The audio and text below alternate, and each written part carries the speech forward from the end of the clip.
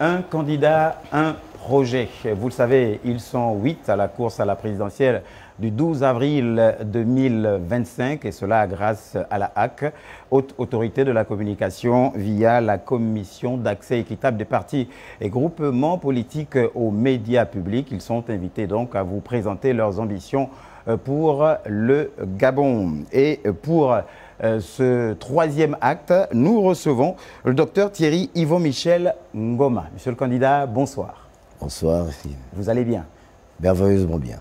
Allez, vous nous avez fait parvenir, et ce n'est pas chose courante, nous avons eu votre projet de société physique assez tôt ce matin. Merci pour cette action.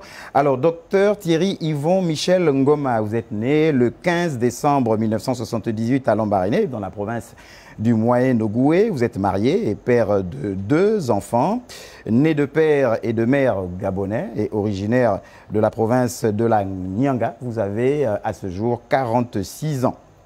Vos études supérieures, vous êtes diplômé, vous avez un diplôme de technicien supérieur, informatique de gestion, licence professionnelle d'administration, communication d'entreprise, un master 2, administration, management des projets, doctorat économie académique, allais-je dire, administration internationale, expertise de gestion de crise civile en matière de paix internationale. Alors, vous êtes inspecteur principal municipal, catégorie A1, cadre des municipalités locales de Libreville, notamment à la mairie de la commune de Libreville.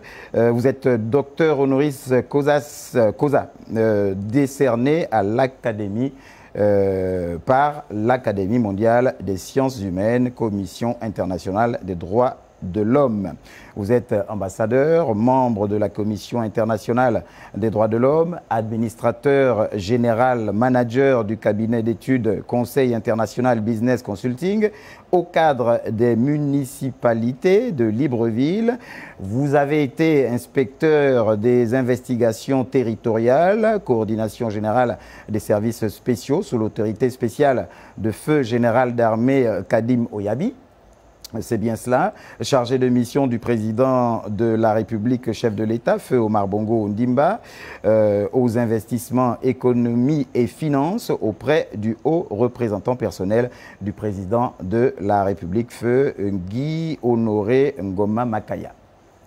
Alors, vous avez également été ambassadeur, représentant de la Commission internationale des droits de l'homme, notifié près la République gabonaise. Alors, expérience politique, vous avez été conseiller du président fondateur du Centre des libéraux réformateurs, CLR, de 2007 à 2022, candidat, et on s'en souvient, à l'élection présidentielle du 26 août 2023. Vous êtes le président fondateur du parti politique Gabon Souverain, en attente, bien sûr, d'officialisation. Puis on en arrive à votre vision, la vision du docteur Thierry Yvon Michel Ngoma, faire du Gabon un pays libre, rompre avec les accords coloniaux et sortir du franc CFA. Fini la France-Afrique, dites-vous, pour un développement véritable du Gabon. C'est bien cela? C'est bien cela. Voilà. Alors, première question d'entrée de jeu pour faire un peu plus ample connaissance avec vous et surtout connaître votre vision. Voilà en tout cas une position claire et tranchée. Selon vous, rompre avec le franc CFA, la France-Afrique, c'est fini. La France serait-elle, selon vous, à l'origine de la situation du Gabon, notamment à travers ce que vous évoquiez? Bien, merci Martial. Merci mesdames, messieurs. La France-Afrique n'est qu'un instrument. La France-Afrique n'est qu'un instrument de l'Occident. Parce que l'Occident, l'Occident est géré par un groupe d'États européens qui se sont réunis et décidé de piller l'Afrique. Au niveau de la sous-région d'Afrique centrale, c'est la France. Et j'estime que, pour ma part, il est temps que les choses changent. D'accord. J'ai omis, et je m'en excuse, de vous présenter les journalistes qui m'accompagnent, 2 dames, Laris Kalor Mamengi, de Gabon Télévision. Elle va intervenir notamment sur les questions politiques. Bonsoir. Une autre dame, Paquita Love, elle est de Radio Gabon. Elle va intervenir sur les questions de société, culture, voilà, et sport. Et puis Armstrong Agaya de Gabon 24 qui lui interviendra sur notamment les questions économiques. Et chacun pourra effectivement, en guise de relance, intervenir, quelle que soit la problématique. Mesdames et messieurs, les journalistes, monsieur nous a réaffirmé sa vision. On fait ample connaissance avec le candidat ce soir. Monsieur le candidat, je me permettrai d'entre deux jeux, bienvenue à vous. Et nous avons 13 minutes. D'accord. Bienvenue à vous. J'ai envie de vous demander, nous avons écouté attentivement et suivi la présentation faite par Martial Tchibinda de votre CV. Vous avez été à la mairie de Libreville. Aujourd'hui... Je suis à la mairie de Libreville. Ah, vous l'êtes toujours. Je suis agent municipal. D'accord. Vous êtes agent municipal. Bien sûr. Et en plus de cela, ce que j'ai envie de préciser, c'est que vous êtes un acteur politique du 3e arrondissement de Libreville. Sauf si je me trompe. Alors, je voudrais vous demander, parlant de moralité, dans votre projet de société, il y a ce pan important, la moralisation de l'administration publique. Est-ce qu'aujourd'hui, vous, en parlant de moralisation, vous êtes la personne indiquée? Pardon? Êtes-vous la personne indiquée pour parler de moralisation de l'administration publique aujourd'hui? Je dirais oui. Pourquoi? Vous posez des questions, je réponds. Allez-y, monsieur le candidat. Vous avez dit pourquoi? Mais pour la simple raison que je me permets de parler de moralisation dans mon projet de société en m'adressant à l'opinion nationale et internationale, surtout aux Gabonais, pour signifier que, en tant qu'acteur politique apprenti de l'époque, j'ai accepté de faire mes classes auprès des grands qui m'ont, que j'ai accompagnés. Lesquels? Qui sont ces grands? Entre autres, je dirais le président, feu président Omar Bongo Ondimba, le général d'armée Jean-Boniface Assélé, et bien d'autres, j'en passe. Cette expérience auprès de ces illustres personnalités m'a permis d'acquérir à moi aussi une expérience. Et au cours de cette expérience, j'ai constaté les avantages et les inconvénients. Alors, je me suis attelé simplement à recueillir les meilleurs avantages possibles pour pouvoir les mettre en exergue pour le futur. Aujourd'hui, je suis parti d'apprenti à leader politique. De quelle circonscription? Leader politique, vous le dites. Oui, vous avez formé un parti politique, vous avez été au CLR, et puis ceux qui se disent,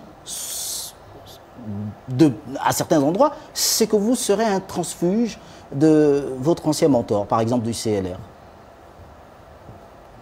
Transfuge, je dirais non, c'est méprisant le terme, sinon je dirais le mot. Je suis une personnalité politique, je réitère, ayant fait ces classes. Vous allez vous rapprocher du CLR. Ils vous diront ce que j'ai été et ce que je donnais au CLR. Le CLR ne m'a pas fait. C'est moi qui ai contribué à l'éclosion, à l'évolution du CLR parce que je donnais un peu de moi. Alors, je donnais un... Effectivement. Non, allez-y, allez-y. Je donnais un peu de moi. Je donnais mon expérience, je donnais mon expertise qui a permis au CLR, lors des années 2013, d'acquérir, d'obtenir la majorité des voix pour diriger la mairie de Libreville. D'accord. Lariska? Oui, moi je vais revenir par contre sur la question que vous a posée le modérateur Martial Tchibinda sur les rapports avec la France. Vous avez une position assez tranchée. Est-ce dire qu'une fois arrivé à la tête du pays, vous allez être pour la rupture totale avec la France? La rupture totale, je dirais non. Nous allons renégocier. Ils le disent tous. attendez, ils le disent tous, mais pas comme moi. Nous allons renégocier ce qu'il y a à négocier. C'est-à-dire? Nous allons aplanir. Il y a 11 accords. Par exemple, l'accord sur l'exploitation de nos ressources minières et tout ça, dont la France a la totale autorité, d'accord, de gestion, d'exploitation et de vente. Cet accord sera complètement annulé et rétrocédé à l'État gabonais. Je vais finir. L'accord qui, en plus, va davantage améliorer l'honneur et la souveraineté de notre pays, donc le Gabon, c'est justement l'accord de coopération militaire. Cet accord, il n'y a pas à négocier. Je ne négocie pas avec la France. Pourquoi? Parce que cet accord, non seulement il a été rédigé sur une durée de 50 ans, aujourd'hui cet accord est caduc. Moi, élu au soir du 12 avril, cet accord sera automatiquement mis à plat. Pourquoi? Je vais finir. Pourquoi? Parce que j'estime que l'État gabonais est un État souverain. La France est un État souverain. Alors, la France ne peut pas, jusqu'à ce jour, dompter l'armée, mon armée nationale, sous la bannière d'une base militaire instaurée sur mon territoire. D'accord. Voilà considéré comme étant, selon mes propres investigations, comme une base arrière de déstabilisation des pays de la sous-région, dont le Gabon en fait partie. Et ce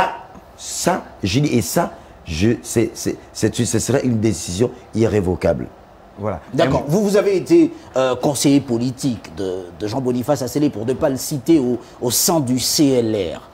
Êtes-vous en train de dire qu'en réalité, les prises de décision de cette formation politique sur les questions sécuritaires n'ont jamais été de bonnes prises de décision?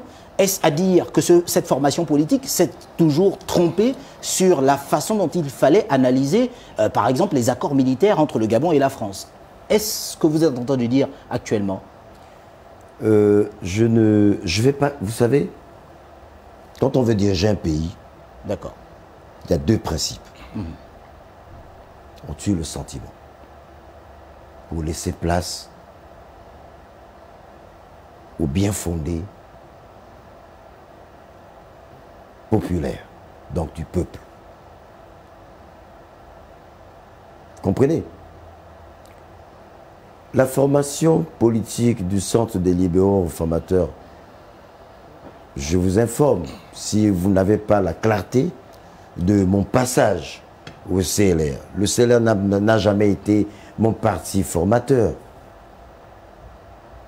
Le CLR a été pour moi un parti que j'ai adhéré via une fiche d'adhésion, comme tous les militants. Et qui vous a aidé au CLR. Et qui vous a aidé à être candidat en 2023, par exemple, de façon indiscrète. Non, pas du tout. Voilà, donc en tout cas... Non, Martial, permettez-moi. 30 secondes, allez-y. Non, je vais éclairer la lanterne de l'opinion. Pas de M. Agaya, s'il vous plaît. Allez-y. Le CLR a fait de moi une personnalité en vue, m'a mis en lumière, au vu de ce que j'ai apporté. Parce que si je n'étais pas compétent, si je n'étais pas intelligent, si je n'étais pas efficace, si je n'avais aucune expérience, le président Jean-Boniface Asselé n'aurait jamais fait de moi. Quel poste politique vous avez occupé le président Asselé n'aurait pas fait de parler moi. de la moralité du candidat, c'est important. N'aurait pas fait de moi. Les Gabonais ont besoin de savoir. Monsieur Agaya, s'il vous plaît, vous êtes journaliste, je suis candidat président. Allez-y, candidat. Candidat à la présidentielle, vous n'êtes pas candidat président. Je suis candidat président. D'accord. C'est vous qui le dites. Allez. Le CLR a fait de moi, m'a mis en lumière parce que j'étais compétent. J'étais le plus jeune des conseillers politiques du général à cette époque. Et au vu, pour revenir justement à votre observation questionnaire. C'était une question. Non, c'était une observation et je vais vous répondre. Une question. Non. Allez-y, Monsieur le candidat, c'était une question. Oui, c'était une question. D'accord, je vais vous répondre. Je vais répondre à votre question pour davantage éclairer la lanterne des Gabonais et des Gabonaises et l'opinion nationale et internationale. Que si je me suis défait du CLR via une lettre de démission, parce que j'ai compris que le CLR était un parti complémentaire d'assistance au PDG, qui ne cadrait plus avec ma vision d'homme politique. C'est à ce titre que j'ai décidé de démissionner du CLR. Est-ce que ce n'est pas paradoxal à partir du moment où le CLR était au sein de la majorité républicaine pour l'émergence? Est-ce que ce n'est pas paradoxal ce que vous voilà. dites? Non, Monsieur le candidat, oui. pour cette question, vous n'êtes pas obligé de répondre parce qu'on a fait connaissance avec vous. Les 13 minutes sont écoulées. C'est vrai qu'on a déjà entamé un petit pan sur la politique. Vous allez répondre après la transition aux questions dirigées pour cette rubrique par Lariska Laure Mamengi. Transition. Élection présidentielle du 12 avril 2025. La Haute Autorité de la Communication vous propose, mercredi 21h30, le débat de la présidentielle. Du jeudi 3 au 10 avril à 21h30, un candidat, un projet. Ordre de passage. 3 avril, Channing Zenaba Nyinga. 4 avril, Alain-Claude Bilibinze. 5 avril, Thierry Yvon Goma. 6 avril, Alain Simplice Bungwere. 7 avril, Axel Stoffen Ibinga Ibinga. 8 avril, Brice Clotaire Oligingema. 9 avril, Joseph Lapensée Essingol. 10 avril, Stéphane Germain Iloko Boussengi. Et le 12 avril, la grande nuit électorale. L'élection présidentielle du 12 avril 2025 en direct sur tous les médias publics. Voilà, nous revenons sur ce plateau et nous sommes toujours avec le docteur Thierry Yvon Michel Ngoma. Son projet de société s'intitule ainsi qu'il suit « Pour la construction d'un Gabon souverain » et la place politique occupe une place importante. Lariska Laure Mamengi, à vous. Merci Martial. Vu qu'avant cette transition, nous étions en train de parler d'un parti politique, on va continuer. Hein. Dans votre projet de société, vous avez sur le point 10 de la page politique dit ceci. Vous proposez le durcissement des conditions de création et de fonctionnement des partis politiques. Il s'agit de moraliser la vie politique au Gabon. Tout parti qui n'obtiendra aucun élu, député ou conseiller aux prochaines élections couplées, législatives et locales, sera purement et simplement supprimé. Une position assez radicale, monsieur le candidat. Pourquoi? Et j'ai envie de vous demander où est-ce que vous, avant justement cette élection présidentielle, même celle de 2023, vous avez été élu, tout sachant que votre circonscription politique, c'est le 3e arrondissement de Libreville. Mais revenez sur la question fondamentale de Lariska. Je pense que c'est la meilleure. Allez-y, allez-y. Merci, monsieur Agaïa. Madame, c'est tout à fait normal. Vous savez, dans un pays qui se respecte, nous ne pouvons pas avoir des partis dites partis gazelles. Vous savez, des partis gazelles, ça, on l'a si bien, on les connaît, on les fréquente. Ces présidents superficiels, je les appellerai ainsi. Vous avez, ils remplissent des conditions, dans des conditions... farfelues? Pardon? Des conditions farfelues, des conditions... Oui, farfelues, non, je dirais plutôt erronées. Parce que, vous savez, là où ils ne savent pas, c'est que j'ai été inspecteur des services spéciaux. Alors, quand je trouve un président de parti politique... Ah, vous avez fait la formation militaire. Écoutez, monsieur, que je fais partie d'un parti politique, d'accord, qui est en train de signer l'affiche de ses adhérents avec 10 stylos différents. Là, c'est un danger pour la République. Donc vous dénoncez là une malhonnêteté Je dénonce. Une marmaille au sein des formations politiques. Je dénonce. Et je mettrai fin à cette malhonnêteté erronée. C'est tromper la République, c'est tromper la mère patrie. Et quels seront justement les mécanismes, sinon les outils, qui vous permettront de jauger la qualité, sinon la consistance d'un vrai parti politique remplissant les critères que vous jugerez être pertinents? Mais un parti politique, moi j'ai créé un parti politique, d'accord? Alors, pour qu'il soit valable, mais il doit mettre en place, il doit créer des délégations provinciales, et des comités d'arrondissement, etc. Et ces comités devraient exister avec des personnes vraies, voilà, qui vont justement animer ce parti. Et il y aura une mission. Il y aura une mission de contrôle qui va aller dans les 9 provinces, vérifier que la délégation provinciale de Gabon souverain est existentielle. Ça, c'est un. Et deux, la même mission de contrôle avec la présence et l'assistance de la délégation provinciale de Gabon souverain ira dans les départements où Gabon souverain implantera des comités de représentativité. Ainsi de suite, jusque dans les quartiers ou dans les villages. Monsieur le Président, excusez-moi, que dire finalement, que dire également des associations politiques qui aujourd'hui gangrènent le paysage politique, permettez la tautologie, mais au fond sont en réalité sans réelle consistance. Pourquoi ne pas introduire justement ces associations dans la stratégie que vous prévoyez pour les partis politiques? Non, parce que déjà, pour aider l'opinion, pour aider le Gabon, pour aider les Gabonais, les associations politiques seront complètement annulées.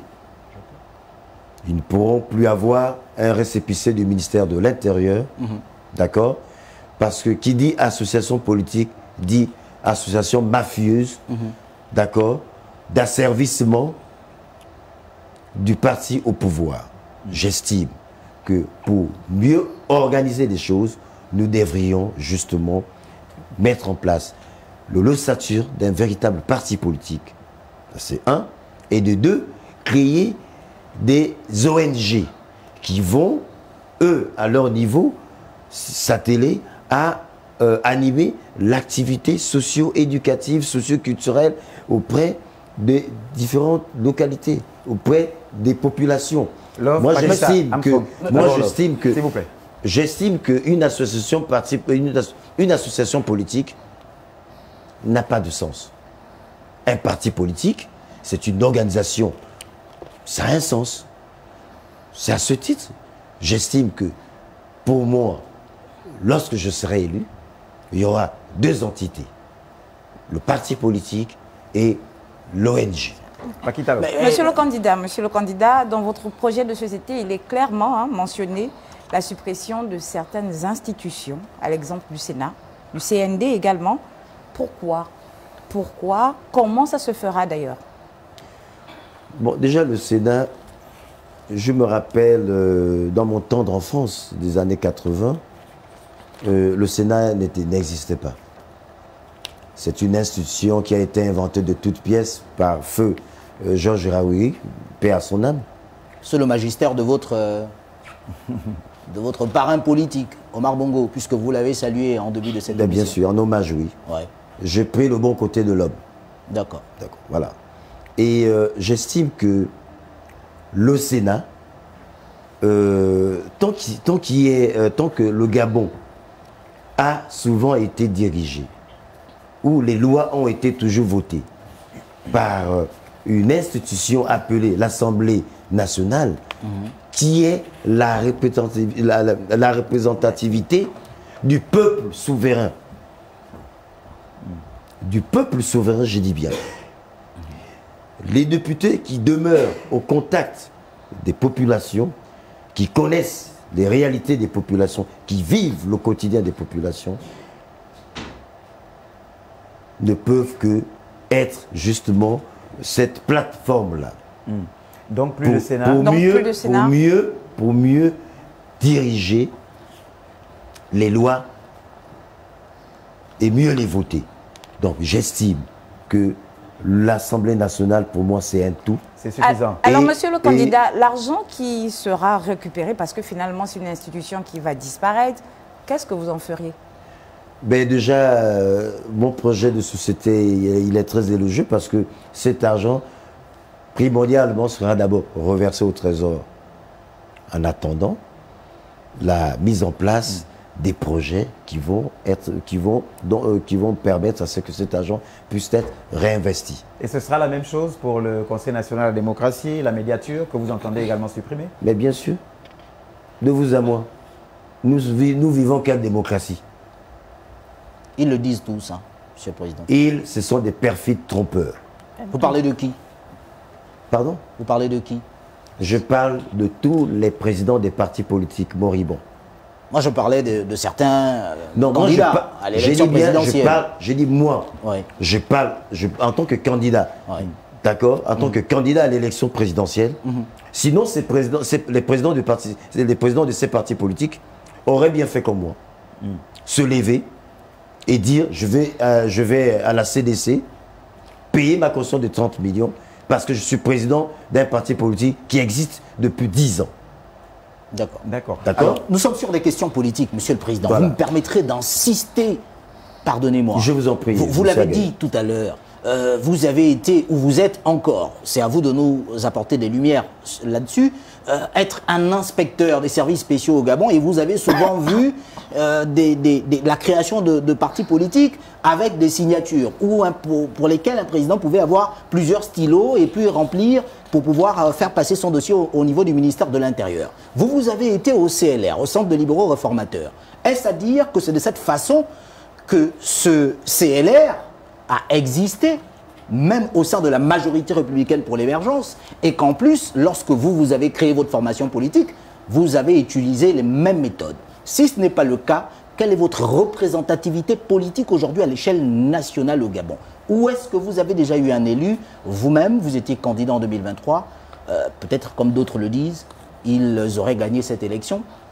Est-ce que vous pourrez dire aujourd'hui que vous également en 2023, vous étiez vainqueur?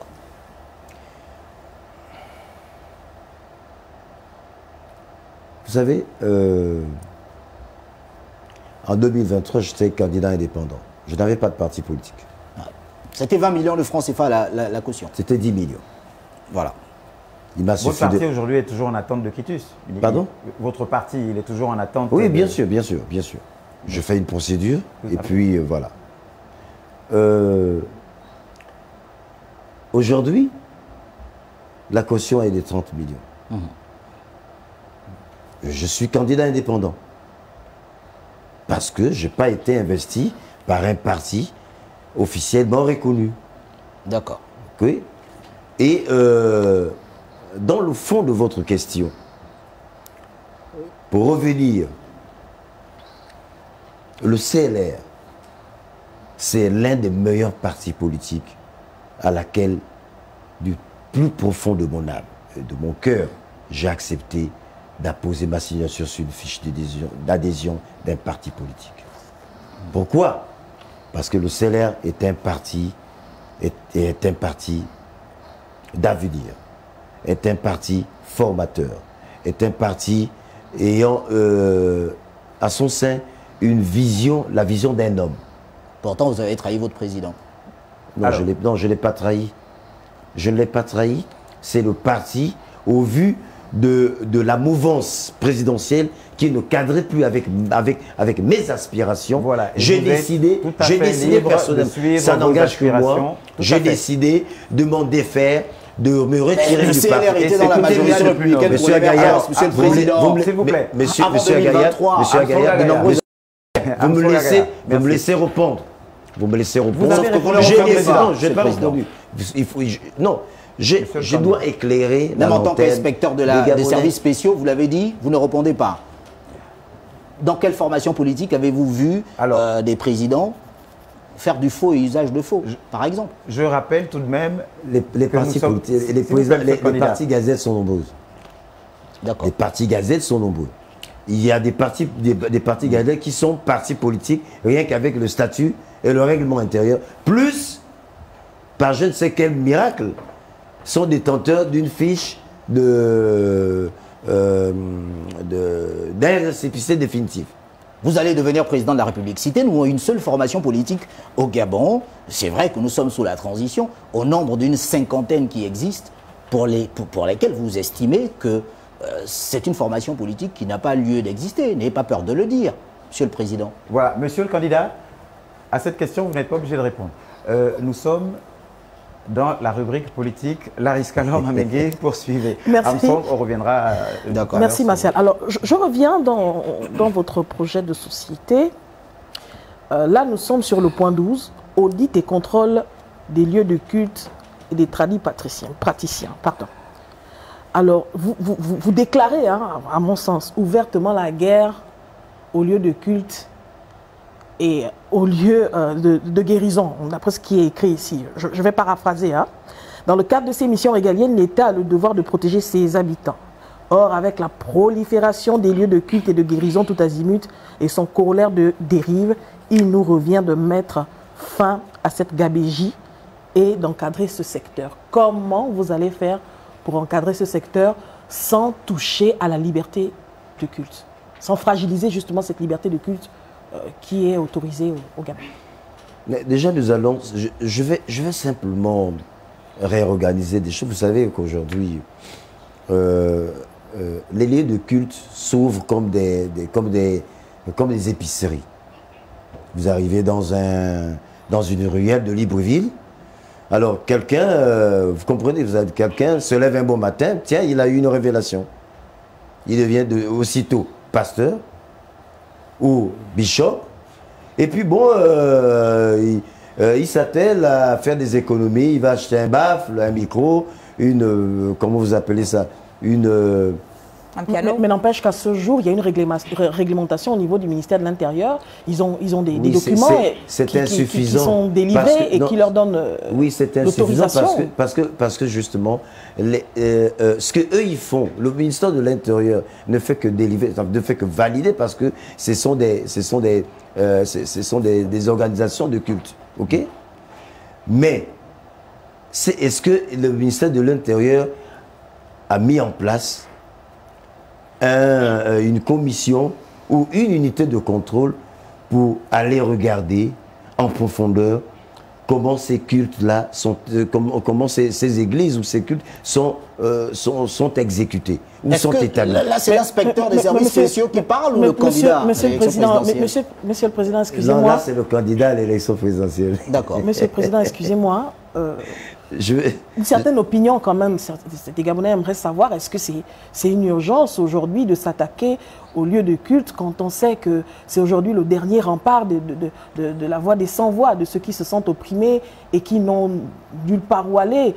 Ils vont se réfugier vers le Seigneur, vers leurs croyances pour avoir un peu d'espoir. Alors si il y a s'il y a du durcissement dans ce secteur, est-ce que vous ne craignez pas une fragilisation du tissu social? Le Gabon a quand même une grande communauté chrétienne, par exemple. Pas du tout. Pourquoi?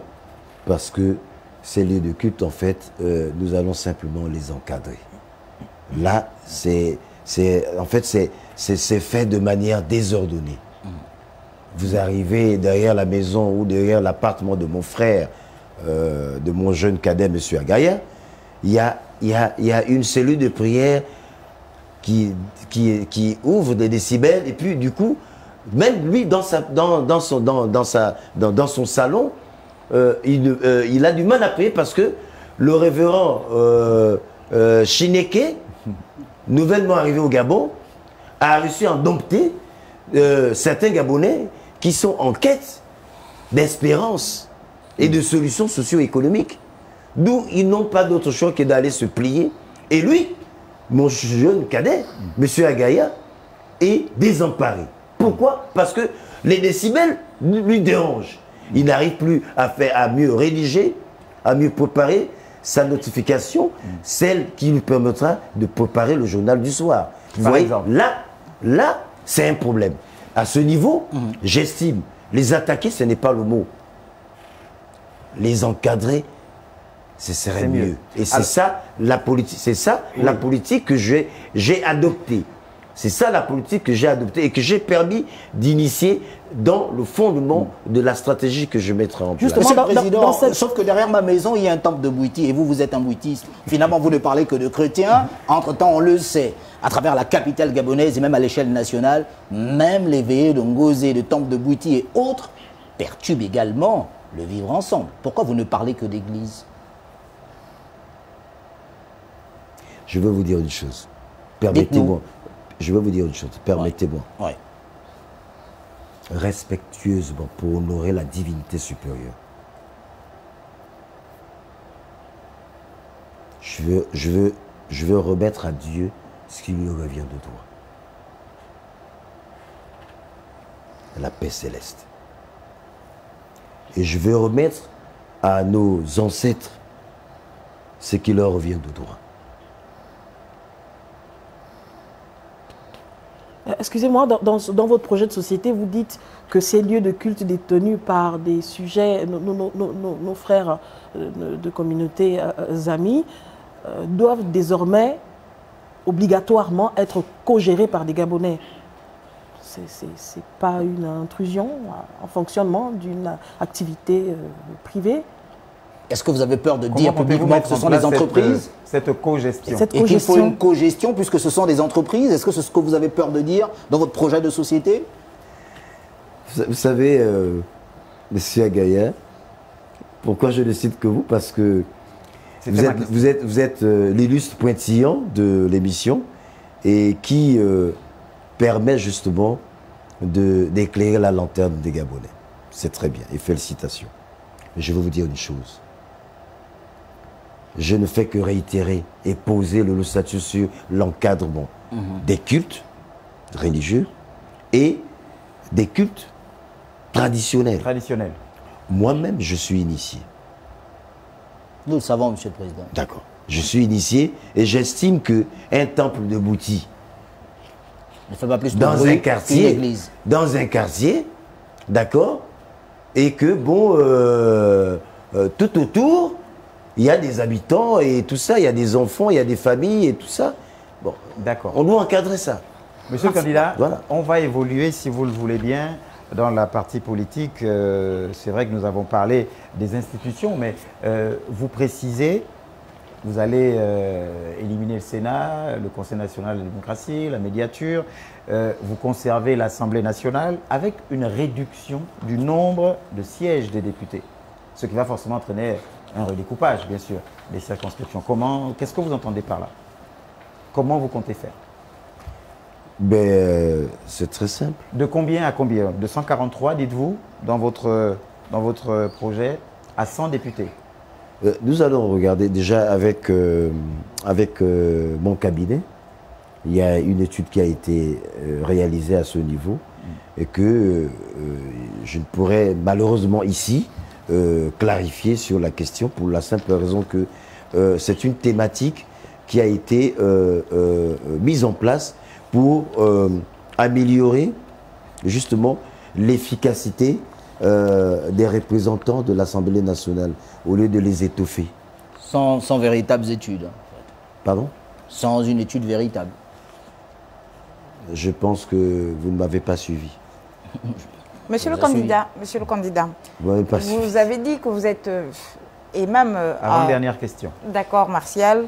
Vos propos nous ont montré que vous êtes traditionnaliste. Est-ce que c'est pour cela que dans votre projet de société, vous dites vouloir créer une communauté économique et monétaire des États bantous et dans la même foulée, la refonte de l'Organisation internationale de la francophonie? Pourquoi ce choix? Quel bénéfice surtout pour les Gabonais? Le bénéfice parce que déjà à ce niveau, nous allons sortir d'une monnaie d'asservissement colonial. D'accord?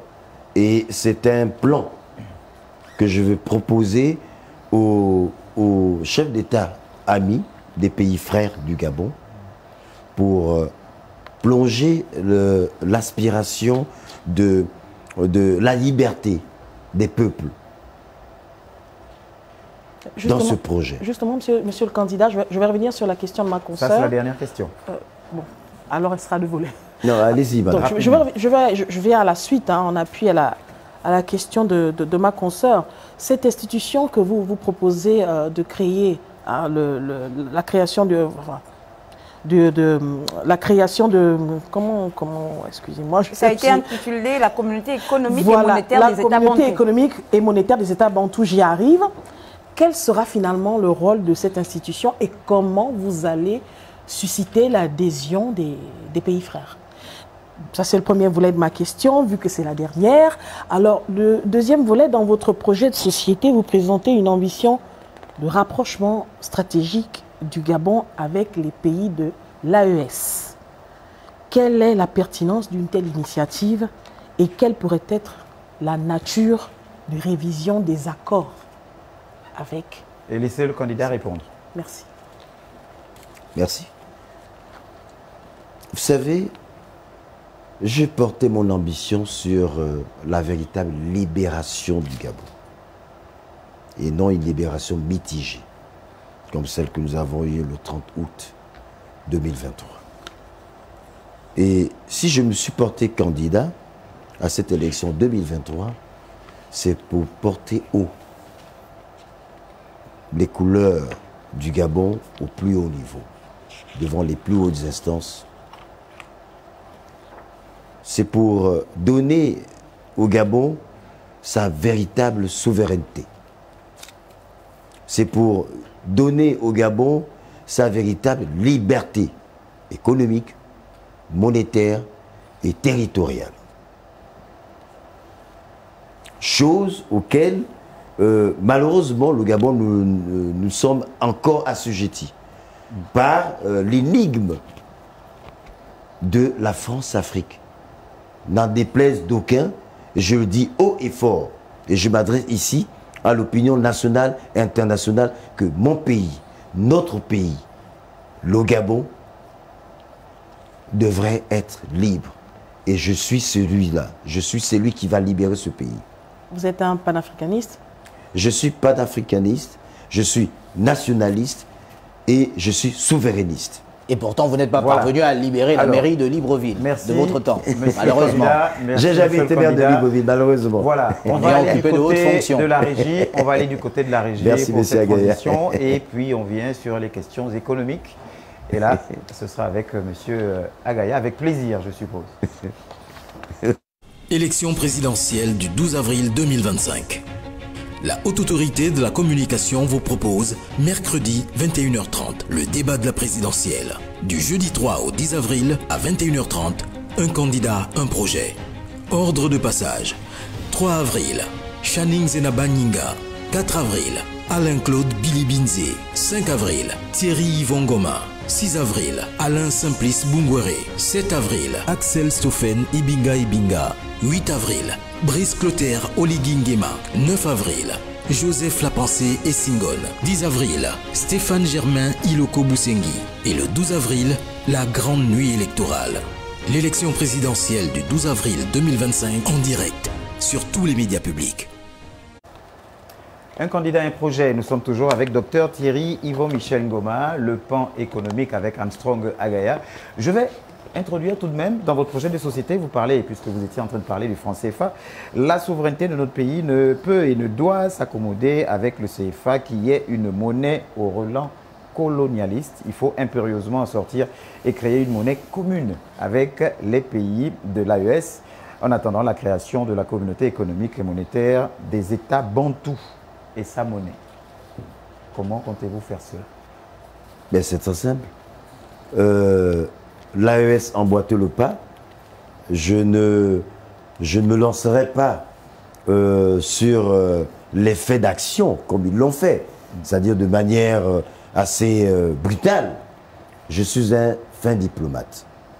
La diplomatie a tout son sens. C'est la discussion. Je dirais simplement... Et pourtant, vous semblez cru dans vos propos. Oui, mais justement parce qu'il faut être juste. D'accord. Et véridique avec soi-même. Et avec surtout l'opinion, parce que j'ai toujours dit qu'on ne doit pas mentir dans la maison.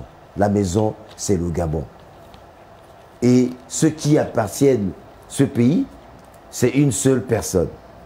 Je vais dire 2 personnes. La première personne, c'est notre maman, la mère patrie. La deuxième personne, c'est le peuple gabonais, c'est-à-dire nous. Alors, si on doit dire des choses, on doit les dire crûment, vrai et direct, sans habillage. Parce que, ayant constaté que ces 30 dernières années, je vais dire ces 30 dernières années,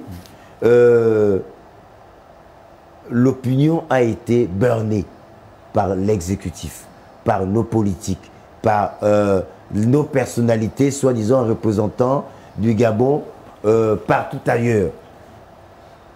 Corrompus, d'accord, n'ont fait que introduire la tromperie, l'escroquerie, le vol des deniers publics et surtout la médisance.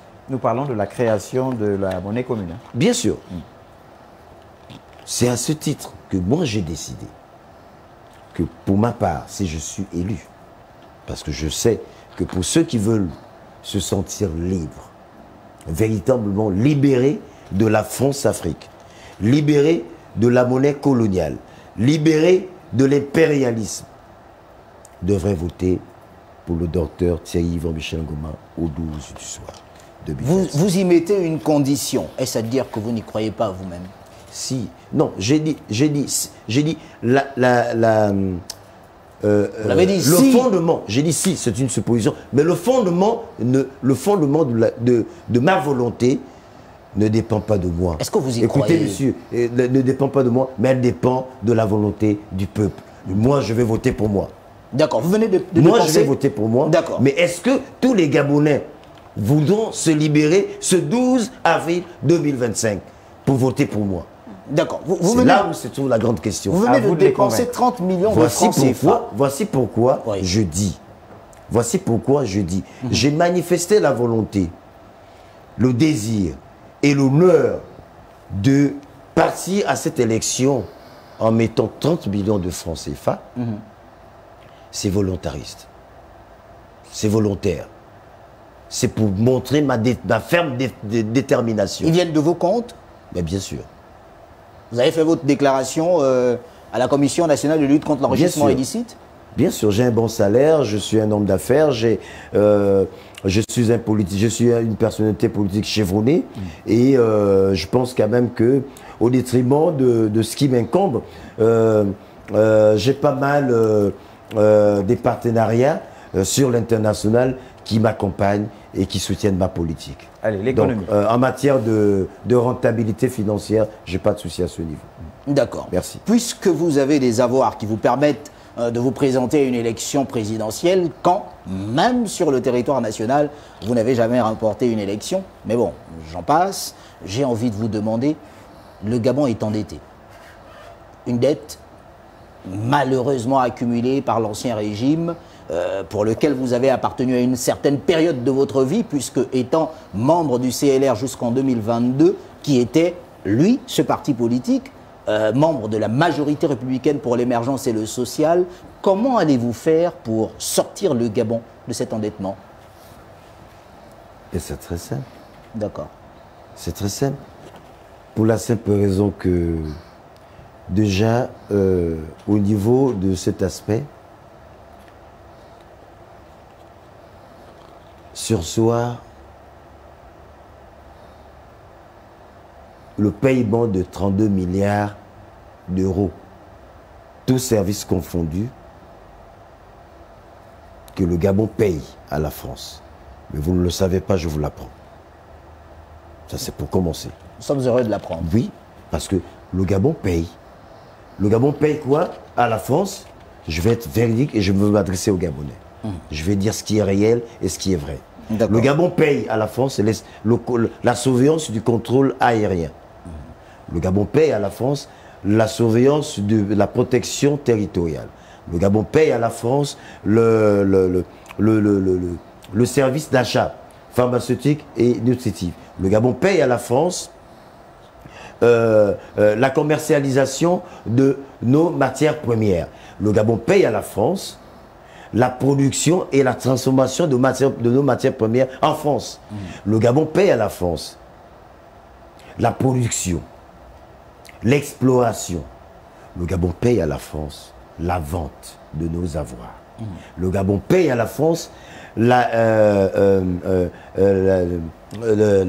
garde de nos réserves financières au Trésor français. Le Gabon paye à la France le maintien de la base militaire française sur le territoire national. Le Gabon paye à la France tous les militaires coopérants français introduits, d'accord, par voie de coopération dans la garde républicaine. Le Gabon paye à la France tous ses services. Alors, et le tout fait 62 milliards d'euros. Et bien encore. Vous voulez mettre fin à tous ces paiements? Pardon? Vous voulez mettre fin à tous ces paiements? Mais bien sûr. Bien sûr. Comment est-ce possible que dans notre pays, sur le plan social, nous avons des problèmes? Le gouvernement, l'exécutif, a du mal à relever, à soutenir les populations sur le plan social. Mais en France, nous on est riches, on a nos matières premières, on a nos richesses, mais là en France, ils n'ont pas de richesse, ils n'ont pas de bois, ils n'ont rien. Tout ce qu'ils ont, c'est tout ce qu'ils pillent dans les pays africains, dont le Gabon en fait partie. Monsieur le candidat, est-ce que... Je vais finir. Je vous prie, je veux finir. Allez-y. Alors, les services sociaux sont payés en France par le Trésor français. Comprenez? Et le Trésor français est géré et conditionné par quoi? Par les avoirs des pays africains, d'Afrique centrale et d'Afrique de l'Ouest. Pendant que nous-mêmes, pays riches, qui produisons ces richesses, nous avons du mal à soutenir nos populations. Il y a une différence, monsieur le candidat, entre produire les richesses et les avoir. Le Gabon est un pays riche, qui a donc des richesses, c'est certain, mais pour l'exploitation de ces richesses, l'industrialisation manque, la technologie manque, et on fait appel finalement aux pays occidentaux pour extraire et exploiter ces richesses. Et c'est dans les accords, effectivement, qu'il faudrait peut-être revoir. Vous ne pensez pas? Alors, moi, j'ai envie de renchérir votre question. Permettez-moi de répondre. D'accord, monsieur le président. Permettez-moi respectueusement de répondre à monsieur Tchibinda. Pourquoi le Gabon n'a pas d'industrie? Pourquoi le Gabon n'a pas d'industrie? Écoutez, monsieur Tchibinda, pourquoi le Gabon n'a pas d'industrie? Je vais simplifier. Est-ce qu'il est juste de dire que le Gabon est riche si le Gabon n'est pas capable justement d'exploiter et d'extirper, de développer ses richesses? Mais si le Gabon se retrouve dans cette paille, dans cette insuffisance de production, d'industrialisation, parce qu'il y a une politique machiavélique qui a été mise en place par la France-Afrique. Nous avons eu la Sogara, cette société de raffinerie, d'accord, qui transformait le pétrole, les huiles, l'essence, le gasoil, etc. Ok? Mais pourquoi cette société est fermée? Pourquoi? Ah non. Mais parce que la France, justement, a tapé du poing sur la table. Vous avez dit pour information, j'ai dit que la Sogara, c'est pas serait fermé. Non, monsieur le candidat, la Sogara n'est pas fermée. C'est une société qui fonctionne et qui est d'ailleurs détenue par un personnel 100% gabonais actuellement. Je ne sais pas d'où vous donnez l'information contraire. Non, je sais, mais vous ne suivez pas le fondement de la question. Dites-nous le fond alors, monsieur le candidat. En fait, ce qui est là, c'est-à-dire l'instrument qui est là, qui existe d'ici, n'est que 10%, je dis bien 10% de la capacité de production de Sogara. Nous avons tous connu Sogara dans les années 80. C'est ça que ça veut dire, une entreprise qui est fermée? c'est une entreprise qui a du mal, en fait, qui n'a plus la capacité de donner celle qu'elle a donnée. Vous avez dit qu'elle a fermé, non, monsieur le candidat. Non, je n'ai pas dit qu'elle a fermé. On l'écoute, s'il vous plaît. Non, j'ai dit ceci. J'ai dit, Sogara n'a plus la capacité, d'accord, de gestion, de production qu'elle avait lors des années 80. Pourquoi? Parce que la plus grosse production, d'accord, de son instrument est déversée à des sociétés comme Total en France. Monsieur le candidat, on vous écoute et on retient un mot, rupture. Est-ce pour cela que vous avez envie de nationaliser un certain nombre de secteurs d'activité aujourd'hui au niveau du Gabon? Et de procéder à la transformation locale de toutes nos matières premières. Avec pour slogan champions locaux. Qu'est-ce que ça veut dire, monsieur le candidat? Mais je crois que j'ai été suffisamment clair dans mon projet de société. Les Gabonais, aucune matière ne sortira plus jamais de ce pays. Pour cela, j'ai déjà des partenaires prêts à bâtir et à construire. Vous les avez rencontrés où, monsieur le candidat, ces partenaires? Mais pour satisfaire votre curiosité, j'ai la Corée, ok, j'ai la Chine, j'ai la Russie, d'accord, et j'ai la Belgique. On a suivi votre actualité. Pour faire une transformation locale, c'est ça? Pour faire une transformation locale. Localement. Bien sûr. Monsieur le Président, n'avez-vous pas peur d'une résistance française face à cette rupture qui s'annonce radicale? Niambi, c'est qui la France? Très honnêtement. C'est qui la France? La France est un État souverain, n'est-ce pas? Ok? Le Gabon est un État souverain. Et je suis prêt à prouver et à dire à la France qu'il est temps que ça s'arrête. Je ne viens pas arrêter, je ne viens pas couper l'hémorragie. D'accord. Je viens soigner la blessure. Comment ferez-vous, évoluant dans ce débat, monsieur le candidat, pour la diversification de l'économie, de façon pratique, au-delà de tout ce que vous venez d'évoquer? La création des entreprises dont les partenaires sont déjà prêts, une fois élus, selon les matières premières, les industries seront construites en fonction des richesses. D'accord? Voilà. Et les entreprises, des partenaires sont déjà là, prêts à injecter, à lancer la création de ces industries-là. À hauteur de combien de millions ou de milliards de francs? Vous savez déjà, je vais commencer à annuler le contrat qui lie le Comilog à Eramet. Parce que ici, au Gabon, nous avons Comilog qui exploite notre manganèse. D'accord? Mais à temps réel, lorsque notre manganèse sort du Gabon, ce n'est plus Comilog. C'est Eramet. Et le manganèse du Gabon est vendu au nom de la France, pas au nom du Gabon. Et vous pensez que Comilog, comme vous le dites, c'est une entreprise de droit gabonais? C'était une compagnie des droits gabonais. Ah. D'accord? C'était une compagnie des droits gabonais. Aujourd'hui, Comilog a à peine 28%. D'accord? Monsieur le candidat. Mais je vais finir. C'est très simple. Je suis prêt à payer le prix fort pour récupérer Comilog. Et la France n'aura pas d'autre choix que de me retrocéder mon entreprise, ma compagnie. Alors, monsieur le candidat... Parce que c'est celle, c'est pas la mienne, c'est pas celle de l'exécutif, c'est celle du peuple. Parce que la force et le pouvoir appartiennent au peuple. Et donc vous le ferez d'un coup de baguette magique. Une fois élu, au soir du 12 avril 2025, coup de baguette magique, vous avez récupéré Comilog, vous avez récupéré toutes les entreprises, et puis tout va bien pour vous. Là, je suis tenté de vous demander, lorsque le pouvoir de transition, ce pouvoir critiqué de toutes les façons, est arrivé à procéder au rachat d'Assala et de certaines entreprises, la SNBG et autres, vous, aujourd'hui, candidat, qu'est-ce que vous pensez de cette démarche? Vous savez, je ne vais pas m'appesantir sur la transition, sur l'exécution de la transition. Je ne parle pas de la transition, je vous parle du rachat d'Assala, la SNBG et ses entreprises. Qui a été effectué par la transition, n'est-ce pas? Par le comité, voilà. Bon, c'est le comité. Ils ont fait ce qu'ils ont pu faire.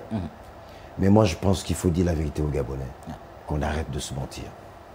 Ils n'ont rien fait. J'ai dit bien qu'on arrête de se mentir. Le comité de transition pour la restauration des institutions n'a rien fait. Ah non, je ne dis pas qu'ils n'ont rien fait. Je ne dis pas que le comité n'a rien fait. Le comité a fait à leur niveau. Qu'est-ce que ça veut dire, concrètement? Ça veut simplement dire que... sur le plan économique, qu'est-ce que ça veut dire? Non, sur le plan économique, en fait, ils n'ont rien fait du tout parce qu'ils n'ont pas racheté. Ils n'ont pas pu récupérer la Comiloc. D'accord? Ils n'ont pas pu rétrocéder la Comiloc au Gabon. OK? Ils n'ont pas pu industrialiser l'or et le diamant. En 19 mois. Mais en 19 mois, on parle... Écoutez. La transition, c'était... En 19 mois. Mais oui, donc qu'on arrête de berner les populations en disant nous sommes des bâtisseurs. Et vous, ce Moi, que vous ferez, ce sera en combien de temps? Une fois que vous êtes élu le 12 avril prochain, vous, ce sera en combien de temps? C'est sur 12 mois. 12 mois. Sur 12 mois, j'aurai récupéré... Vous allez tout récupérer aux mains de la France. J'ai dit bien sûr 12 mois. J'aurai récupéré le tout en 12 mois. Aux mains de la France. Aux mains de la France. Afrique, pas de la France. J'ai dit au moins de la France, Afrique. Il y a toujours France dedans. Même par la force. D'accord. J'ai dit bien, même par la force. Même par la force, vous êtes prêt? allez-y. Je suis prêt. Votre question. Alors monsieur le candidat, je reviens sur votre projet de société. Vous parlez de se doter d'une agriculture industrielle. Exact. Est-ce que vous faites référence, par exemple, à vos nouveaux amis, les grandes puissances internationales, pour appuyer cette industrialisation? Les partenaires que vous avez cités? Non, bien sûr. Vous savez, chaque partenaire a son pan. Et pour le pan industriel de l'agroalimentaire, d'accord, c'est le Brésil qui est mon expert en la matière. Et comment ça va se passer, la coopération dans les faits? Mais nous travaillons déjà depuis sensiblement 3 ans, ok. Et en 3 ans, il y a eu des avancées de plusieurs thématiques, de plusieurs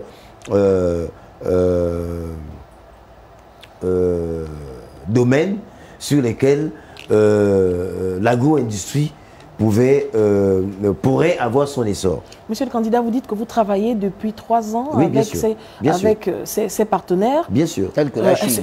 C'est quand même assez imprudent, excusez-moi.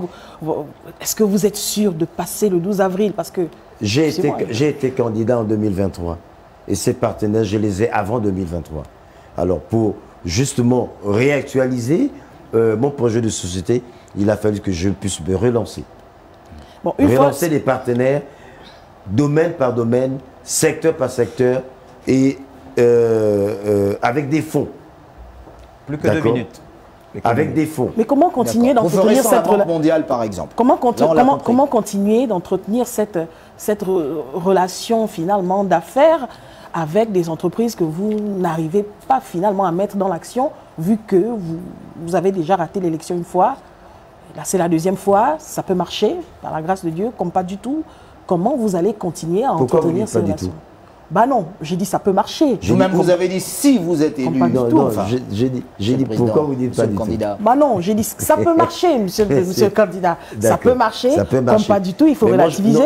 Comment vous allez continuer en 2023, j'avais un discours d'observation, d'accompagnement, d'assistance. Là, j'ai un discours de fermeté, de décision.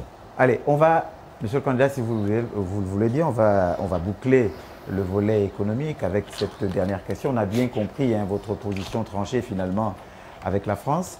Quelles seront vos relations avec les institutions financières internationales, le FMI, la Banque mondiale, l'AFD, par exemple? Vous savez, si le Gabon est super endetté, parce que simplement, ces institutions sont des institutions machiavéliques.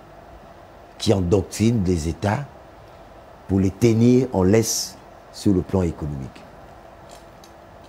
en vous octroyant des crédits à hauteur d'un pourcentage bien indiqué. J'ai plongé mon regard sur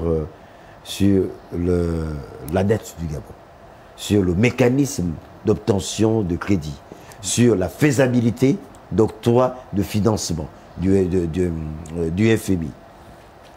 C'est non seulement drastique, mais c'est catastrophique, parce que c'est sans avenir pour les pays en voie de développement comme le Gabon. D'accord. Et j'estime, pour ma part, qu'il est temps, avec des partenaires que je tiens en laisse sur le plan confidentiel, pour sortir le Gabon de ces institutions. Vous ferez un magistère sans emprunt? Sans emprunt, bien sûr. D'accord. Docteur Ngoma, vous y croyez? Nous sommes arrivés au terme de cette partie. Je n'y crois pas, j'ai les instruments. Voilà, allez, d'exécution et de faisabilité. On va aller du côté de la régie. Je ne vais pas dévoiler ici le volet société, voilà, monsieur le candidat. Le statut de mes partenaires, mais j'ai les outils. Voilà, il a les outils. Allez, la régie, une petite transition et on aborde le volet société. Élection présidentielle du 12 avril 2025. La Haute Autorité de la Communication vous propose, mercredi 21h30, le débat de la présidentielle. Du jeudi 3 au 10 avril à 21h30, un candidat, un projet. Ordre de passage. 3 avril, Channing Zenaba Nyinga.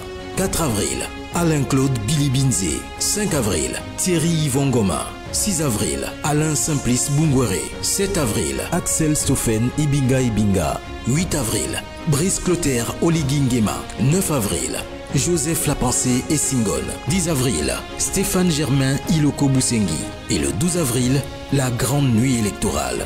L'élection présidentielle du 12 avril 2025 en direct sur tous les médias publics. Voilà donc de retour sur ce plateau, toujours avec Dr Thierry Yvon Michel Ngoma pour la reconstruction, la construction d'un Gabon souverain. Ce Gabon souverain, on va voir quelle est votre vision sur le plan sociétal. Et c'est avec Paquita Love. Monsieur le candidat, d'entre-deux jeux, vous avez dit comme première action sociale dans votre plan de société, vous allez mettre à plat les infrastructures routières, l'eau, l'énergie. Comment vous allez faire? Puisque si on doit repartir de zéro, comment est-ce que vous allez réussir à relever ce challenge? J'ai évoqué dans le fondement de mon projet de société le développement social. Et ce développement social ne peut se tenir que sous la base d'un investissement majeur partenarial dont j'ai justement les outils. Je tiens toujours à vous dire que j'ai les outils et la faisabilité, l'expertise pour apporter un plus sur le plan social. Vous êtes du 3e arrondissement de Libreville. Monsieur le candidat, dans votre quartier, il y a des problèmes d'eau et d'électricité. Vous venez de dépenser 30 millions de francs CFA. En réalité, même du point de vue social, en tant qu'acteur politique, pourquoi n'êtes-vous pas intervenu? Puisque vous êtes un homme d'affaires aujourd'hui, vous êtes un haut cadre de la mairie centrale de Libreville. 30 millions, c'est pas dérisoire. C'est rien pour vous. C'est insignifiant. Vous voulez diriger un pays? J'ai dit bien, c'est insignifiant. 30 millions de francs CFA, c'est insignifiant. Pour résolver la question de l'eau et de l'électricité, qui plus est dans un quartier ou dans une... Je parle des 5 maisons autour de la vôtre. Hein. Mais je ne peux dans pas, votre quartier. Je ne peux pas, Monsieur Agaya, Monsieur le candidat entend certainement faire à l'échelle nationale, Monsieur pas Agaya, dans un pâté de maison. Je ne peux nullement résolver la question de l'eau et de l'électricité d'un ménage et laisser les autres ménages dans l'abandon. Ce n'est pas possible. Mais quelle est finalement la stratégie globale? Vous parlez sans cesse de partenaires, Est-ce qu'on n'est pas là sous un fond, est-ce qu'on n'est pas là sous un fond d'endettement aussi? Parce que ces partenaires, oui, ils interviennent, mais en contrepartie de quoi? Gratuitement? Mais non, il y a vous savez, il y a ce qu'on appelle des partenariats. OK? Alors, bon, moi, je n'ai pas la capacité de transformer mon bois. Au lieu de le vendre à l'étranger, ben écoutez, vous me construisez un barrage hydroélectrique, OK? Et sur 5 ans, au lieu de vendre mon bois ailleurs, je vous donne ce bois sous la base de la construction de cette de ce barrage. Donc vous proposez un paiement en nature. Mais bien sûr, puisque nous sommes endettés, pourquoi aller chercher d'autres endettements, d'autres dettes, or que nous n'avons pas d'argent pour développer. Parce que ceux qui viendront, tous les candidats ou les adversaires, parce que pour moi, je n'ai pas d'adversaire. Mon seul adversaire, c'est le peuple gabonais. C'est bon la savoir, prise de conscience du peuple gabonais. Parce que j'estime. C'est déjà entendu. Hein. Parce que j'estime que si nous voulons sortir de l'esprit mensonger, c'est de décider de qui va diriger la destinée pendant 7 ans durant l'avenir du Gabon. Dans la vérité, dans l'honnêteté et surtout dans la matérialisation. Moi, j'ai 2 partenaires qui sont prêts à construire 3 barrages hydroélectriques et on n'aura pas besoin de faire venir des transports flottants ou aller emprunter de l'électricité chez nos voisins. En combien de temps, docteur? Je vous ai dit... Parce que le temps de la construction de ces barrages, la réalité, c'est... Le premier barrage, c'est sur 2 ans, sur 24 mois. D'accord. Sauf que, docteur, ce soir, les populations, vos voisins, dans votre quartier, en regardant un peu ce que disent les internautes, donnent l'information selon laquelle il y a une coupure d'électricité. Donc, ils attendront dans 2 ans pour être alimentés. Non, il y a une coupure d'électricité. Oui. Mais écoutez, dans votre quartier actuellement. Non, mais ça, c'est pas moi. Ça, je vais affronter comme tous les Gabonais. Le 12 avril, c'est dans moins de maintenant, au soir 7 jours. Au soir du 12 avril. Parce que j'estime que le 12, c'est le 12. C'est à eux de décider s'ils veulent que je matérialise la clarté de la lumière, de l'électricité, de la clairvoyance de leurs pensées. Mais, monsieur le candidat, ça paraît un peu une solution à long terme. Non, c'est pas... Là, à court terme, après le 12, qu'est-ce qu'on fait? Comment est-ce qu'on pallie ce problème d'eau et d'électricité? Autrement dit, vous virez les bateaux, vous coupez l'interconnexion avec la Guinée équatoriale parce que vous estimez que ce n'est pas nécessaire. Vous faites venir vos partenaires qui construisent 3 barrages, voilà, illico presto. En 2 ans. Mais en attendant, on continue d'affronter le noir, la chaleur et les moustiques en solidarité avec le président de la République. J'espère que mes adversaires ne vont pas emprunter le projet parce que la thématique utilisée et la stratégie mise en place pour pallier à ce problème de manière urgente, déjà prêt à être investi. Pour un court terme. Pour un court terme. Oui, sur 3 mois. Mais vous ne voulez pas dévoiler... Non, sur 3 mois. C'est-à-dire, les Gabonais, je vais demander aux Gabonais, s'ils ont subi, s'ils ont accepté de souffrir sur 5, 10, 20 ans, ils peuvent m'accorder sur 3 mois. Je mettrai en place, dans mon projet de société, un village solaire. C'est ce village solaire sur cette énergie naturelle qui va justement donner de l'énergie, d'accord, à nos ménages. Un village solaire pour tout le pays? Pour tout le pays, justement. Parce que dans chaque préparé en 3 mois? Parce que dans chaque province, il y aura un environnement solaire qui va éclairer toute la province. Alors, monsieur le candidat... Et ce projet, justement, il est prêt à être mis en action parce que les financements sont là, les partenaires sont là, l'expertise est belle. Est-ce que ce n'est pas utopique ce que vous dites? Non, pas du tout. Monsieur le candidat. Pas du tout. Vous savez pourquoi? Vous savez pourquoi? Alors, allons-y au cas pratique. Je vais finir. Allons-y au cas pratique. Le cas pratique. Cas pratique, province du Wellington. Dans quelle partie du Wellington allez-vous installer ce village solaire? Dans la province de Longounié. Dans quelle partie de la province de Longounié allez-vous installer ce village solaire? Allons-y davantage. Dans la province de Gueux-Maritime, où est-ce que vous allez installer ce village solaire? Mais, monsieur Agaïa, C'est mon nom. Je vais encore vous répondre. D'accord. Malheureusement, il faudrait que vous me suivez. Je vous suis, monsieur le candidat. Ne suivez pas le gestuel de mes mains. Suivez la vision de ma pensée, qui est celle prometteuse pour la stabilité du Gabon. Il y en a qui l'ont dit avant vous, sur ce même fauteuil, vous savez. Pardon? Il y en a qui l'ont dit avant vous sur ce même fauteuil. Oui, ils l'ont dit certainement avec des intentions erronées. J'ai dit bien et je réitère, avec de manière circonscrite et pragmatique. D'accord. J'ai la solution. Dans quelle partie de cette province vous allez installer ces villages solaires? Parce que j'ai eu à travailler avec des partenaires, avec les constructeurs de ce même projet qui l'ont réalisé au Sénégal. Nous sommes assis, nous avons discuté, nous avons épilogué et j'ai apporté la carte du Gabon. En 2023, les PDGistes l'ont dit. Messieurs, j'ai apporté la carte du Gabon. Candidat. Messieurs, j'ai apporté la carte du Gabon, j'ai apporté la carte climat du Gabon et je crois que le travail qui a été fait, je ne vais pas l'évoquer ici. Vous commencez à comprendre la question. Dans quelle partie de cette différence? On va retenir, s'il vous plaît. Monsieur Armstrong, Monsieur Agaya, sur chaque province, il y a forcément une surface.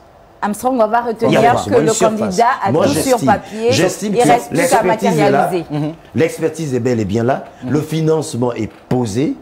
Et je passe à l'action sur 3 mois. D'accord. Monsieur le candidat, évoluons dans nos questions en société. Aujourd'hui, vous avez prouvé que vous êtes un homme de culture. Et donc, la culture n'est pas en reste dans votre projet de société, notamment avec la mise en place de l'apprentissage des langues. Comment entendez-vous procéder, sachant, monsieur le candidat, que le secteur éducatif est déjà lui-même en proie à plusieurs difficultés? L'introduction de la langue, comment ça va se matérialiser sur le terrain? Mais sur le terrain, je dirais non. Au quotidien, je dirais oui. D'abord, nous allons repartir à la base. C'est-à-dire? J'ai dit, nous allons repartir à la base. Oui. Sur le plan éducatif, les langues Fan, pour nous, Nzebi, Kota, les 63 langues que compte le Gabon, non, c'est-à-dire les énumère. Non, laissez-moi vous clarifier, madame. Nous allons faire la synthèse de l'ensemble des langues. Et sur la base de ces langues, nous allons choisir une. Comme au Congo, où ils ont choisi le lingala comme langue nationale. Ok? Si nous disons que c'est le fan, si nous choisissons que c'est le fan, alors nous allons commencer l'apprentissage du fan au pré-primaire. Est-ce que ce n'est pas déjà vu comme projet? S'il vous plaît, comment se fera ce choix? Par référendum? Ben évidemment. Évidemment. Par référendum. Parce que vous ne craignez pas que chaque Gabonais désigne sa langue? Non, nous ne pouvons pas demander de manière individuelle à chaque Gabonais de décider de la langue de son choix. Nous serons obligés de passer par référendum. C'est une tentative. C'est une tentative qui a existé. C'est pas nouveau. En son temps, ça n'a pas marché. Ça n'a pas marché parce que justement, l'ancienne pratique était assombrie de médisance. Pourquoi je le dis? Parce que vous ne pouvez pas venir demander à votre peuple ou aux populations de choisir une langue, sachant que vous-même, vous voulez l'argent de l'État, vous voulez tout ce que vous met en français, et vous allez cacher chez les Français. Parce que vous estimez que la langue nationale, c'est le français. Monsieur le candidat. Monsieur le candidat. J'estime pour finir que un chef d'État cohérent, un président sérieux, responsable et vrai envers son peuple. Parce qu'il doit s'en dire que tout est vanité de vanité. Monsieur le candidat, est-ce que vous avez... Tout est vanité de vanité. Très bien, donc, on le retient. Pour finir, j'estime que, vu la teneur de choses, je ne pourrais nullement imposer, sinon demander au peuple de choisir la langue qu'il faut pour que tous nous l'apprenions. D'accord, monsieur le candidat. Pour sortir de la langue française, comme étant le français comme langue nationale. Parce que vous avez l'intention de supprimer bien toute sûr, le coopération français, avec la voilà, francophonie. on doit justement aussi, comme M. Agaya sait si bien le faire, que dans un ouvrage, qu'on essaie de lire un texte en Ikota, en Fan, en Pounou, en Lomou, en Vili, etc. Voilà. Donc ça, c'est ma vision. Et on va y arriver. D'accord, monsieur le candidat, nous sommes en pleine saison de pluie. Et les catastrophes s'enregistrent, je vais dire, par dizaines, sinon par... Il reste 7 minutes pour la rubrique. D'accord. On n'a pas parlé santé encore. On n'a pas parlé santé, oui. On arrive, Martial, là on parle de sinistrés. Quel est votre plan d'attaque? Quel est votre plan d'action sur le terrain? Et aussi, pour coller à ce que Martial disait, la couverture, la sécurité sanitaire aujourd'hui. Dans votre projet de société, qu'est-ce qui est prévu pour ça? Pour la couverture sanitaire, c'est un outil profond. Vous avez parlé de santé de proximité, je signale. Oui, oui, bien sûr, bien sûr. J'y arrive. J'estime que nous pouvons parler de couverture sanitaire en tant qu'exécutif si le peuple n'est pas mieux soigné, si le peuple n'est pas bien traité. Ça, c'est au préalable. J'ai mis l'accent sur le développement sanitaire, la protection sanitaire et la prise en charge sanitaire. C'est 3 pans. J'estime que pour le peuple gabonais, au vu du potentiel économique et des richesses que le Gabon possède, j'ai imprimé dans mon projet de société, pas sous forme de plagiat, mais sous forme de module de référence, celle de la Libye. Au temps de Kadhafi, les Libyens ne payaient pas tout ce qui était service sanitaire. Les Libyens, le compatriote libyen était pris en charge intégralement par l'État. La santé intégrale, gratuite, avec une seule richesse, c'est le pétrole. Mais pour nous, sachant que je vais libérer mon pays, je vais libérer l'économie de mon pays, je vais faire du Gabon pas un pays émergent, mais un pays souverain, libre et développé. À ce titre, sous la vision de ce module de référence, le Gabonais ne pourra plus jamais payer aucune consultation, aucune prise en charge sanitaire. Tout sera pris en charge par l'État. Ça va, vous seriez tenté à me demander comment devrais-je faire pour trouver les moyens pour financer. Exactement, monsieur le candidat. Mais je vous disais tantôt que j'ai 63 milliards d'euros que je veux rétrocéder au Gabon, que je veux récupérer. Mais c'est pas un chiffre, c'est pas un montant, c'est pas un chiffre erroné. Je veux récupérer comme ILOG et toutes les conventions qui sont caduques, qui ne fait pas bénéficier le trésor gabonais, un avantage assez majeur pour une meilleure prise en charge sanitaire ou pour une meilleure prise en charge au sein de notre économie. Mais tout cet argent sera utilisé pour couvrir ce genre de alors, prise en charge. 50 000 francs sont prévus pour voilà, dotation pour doter les étudiants qui auraient terminé leur cycle. Également, vous avez parlé dans votre projet de société de freiner la criminalité, j'y arrive, en renforçant les capacités des agents en cybercriminalité, le renforcement des contrôles aux frontières terrestres et maritimes pour freiner l'immigration clandestine. Monsieur le Président, également l'éducation, vous n'avez pas omis mettre ce pan dans votre projet social. Vous avez dit moderniser les établissements, mais également renforcer la formation des enseignants. Comment tout cela va être effectif? Mais je disais tantôt que tout cela serait effectif par une meilleure prise en charge. Vous savez, aujourd'hui, nos formateurs ne sont pas pour certains aguerris. Pourquoi? Parce qu'ils ont un manque de formation. Donc du coup, il y a un problème de recyclage.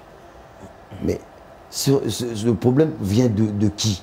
Mais pas des professeurs, pas des enseignants. Le problème vient de la politique politicienne qui n'a fait que tromper le peuple par l'esprit qui capitalise justement ces possibilités de développement. Monsieur le Président, en 2023, vous étiez déjà candidat. Monsieur le candidat, en 2023, vous étiez candidat. Quels sont les chiffres en matière d'étudiants en fin de cycle? Parce qu'aujourd'hui, quand vous dites que vous donnerez 50 000 francs CFA, est-ce que vous avez les chiffres en réalité? Qu'est-ce que ça coûterait au Gabon? Où est-ce que vous trouverez de l'argent? Toujours dans les 60 et quelques milliards? Non, pas et quelques, 63, c'est le chiffre. Il reste 3 minutes. Où est-ce que vous trouverez cet argent? Monsieur Agaya, l'argent et les nids de poche où cet argent sera recueilli, je les ai et je les connais. Donc à ce niveau, une question rapide. je peux faire... Non, à ce niveau, il faudrait que vous compreniez que... Ensuite, Paquita. Vous savez, quand on se lance dans une bataille comme celle de la présidentielle, on a la maturité et l'expérience et l'expertise surtout de découvrir certaines vérités que l'opinion, que le peuple, que même vous les journalistes, vous ne maîtrisez pas. Sauf quand on a un candidat inféodé. Ben non, pas du tout. Vous fabriquez. Lariska. Ah non, non, pas du tout. Lariska. Monsieur le candidat, je m'en voudrais de Rapidement, s'il vous terminer plaît. cette émission sans revenir sur le plan de développement d'infrastructures routières que vous proposez dans votre projet de société. Un plan qui s'articule sur 3 axes prioritaires. L'axe Libreville-Franceville, l'axe Port-Gentil-Yombi, l'axe Koungoulo-Oyem. Déjà, pourquoi avoir choisi ces 3 axes prioritaires? Et aussi, comment ça va se faire dans la pratique? Réitérez la question, s'il vous plaît. Bien. Alors, dans le plan, c'est dans votre projet de société, hein. Dans le plan de développement d'infrastructures routières que vous avez proposé, vous avez 3 axes prioritaires, Libreville, Franceville, Port-Gentil-Yombi, Koungoulo, Oyem. Pourquoi? Pourquoi avoir choisi ces axes en priorité et comment ça va se faire dans la pratique? Et où est-ce que vous trouverez de l'argent? Encore. Armstrong, s'il vous plaît. Allez-y. Mais où est-ce que je trouverai de l'argent? Je vous ai dit tout à l'heure que les poches y sont. 63 millions. Alors pourquoi ces 3 axes Ces 3 axes, parce que ce sont des axes principaux où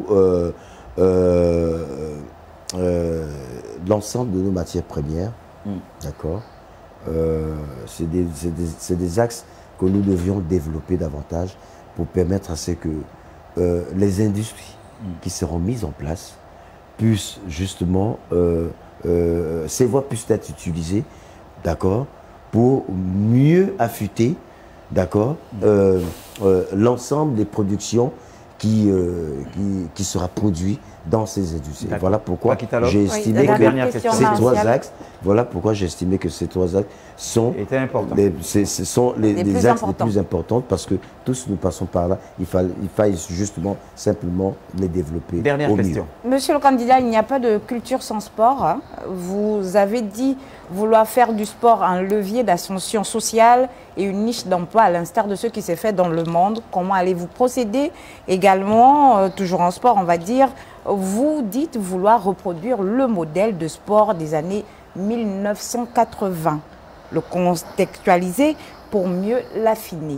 On aimerait comprendre. Qu'est-ce à dire? Ben, vous savez,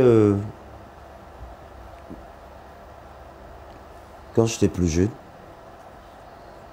à mon époque, je vais toujours revenir des années 80. Vous êtes nostalgique, monsieur le candidat? Pardon? Restons sur la question, s'il vous plaît. Nous avons fini. on avait des jeux qu'on appelait l'OXU. D'accord? Et ces jeux scolaires et universitaires ont pu produire des grandes stars, des sportifs, de toutes les disciplines confondues. Et à cette époque, le sport vivait. Et au départ de cette organisation, de cet événement sportif, scolaire et universitaire, nous avons vu plusieurs de nos sportifs sortir dans chaque discipline. Et aujourd'hui, la politique est venue tout anéantir. La politique politicienne, celle qui martyrise le peuple gabonais, celle qui machiavélisme justement la vision et le social du peuple gabonais, ne peut plus, a eu du mal à remettre le sport sur les rails. D'où aujourd'hui, nous n'avons que le football comme sport roi, comme sport attrayant du peuple gabonais. Donc vous allez relancer tout cela, on a bien compris. Non, je dis ceci, monsieur Marshal Tibinda, permettez-moi. Je dis, je veux remettre l'OXU. Tout à fait, on a compris. Et toutes les disciplines, y compris les formations qui seront mises en place. Voilà, et les mettre à l'abri de l'influence politique. Voilà. Les Gabonais vous regardent, nous sommes arrivés au terme de cet échange. Un candidat, un projet, vous regardez votre caméra et vous parlez aux Gabonais. Pourquoi est-ce que les Gabonais devront vous choisir au soir du 12 avril 2025?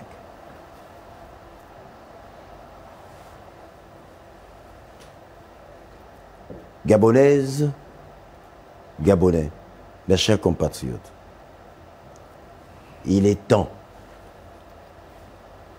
que les choses changent. Je suis un digne fils de ce pays. Je suis le Gabonais qui est prêt et qui a décidé de porter haut le flambeau du Gabon dans toute sa splendeur. Je suis le Gabonais qui a décidé de libérer ce pays véritablement contre la France, contre l'impérialisme, parce que le peuple gabonais, nous sommes tous d'abord, du plus profond de nos cœurs, de notre âme et de notre esprit panafricain. Nous sommes des Africains. Nous avons tant souffert, 50 ans durant. C'est bon, il est temps de dire stop. Et ce stop, c'est le 12 avril 2025. Voilà pourquoi je vous demande, en toute vérité et en toute honnêteté, que mon adversaire, c'est votre voix. Mon adversaire, c'est votre volonté.